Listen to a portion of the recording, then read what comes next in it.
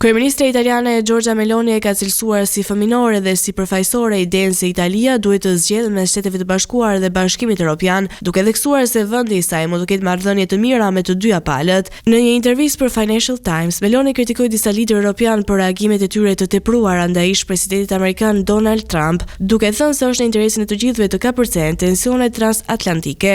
Ajo vuri në dukje se Bashkimi Evropian është shumë e ngadalt në proceset e vendimarrjes dhe tha se nuk është e lehtë të konkurrosh me dikë që mund të nënshkruaj 100 urdhra ekzekutive në një ditë. Meloni deklaroi se SBA-ja është aleati kryesor i Italisë dhe se ndani qasjen më të afërt me Trumpin për shkak të pozicioneve të tyre të përbashkëta konservatore. Ajo sugjeroi se Italia mund të luajë një rol ndërmjetësues për të shmangur përplasjet mes SBA-s dhe Europës, duke ndihmuar në ndërtimin e urave të bashkëpunimit. Meloni pranoi gjithashtu se kritika e Trumpit ndaj Europës kishte në shënjestër klasën drejtuese dhe idenë se liderët tentojnë t'u imponojnë qytetarëve ideologjinë e tyre në vend që të zgjidhin problemet reale.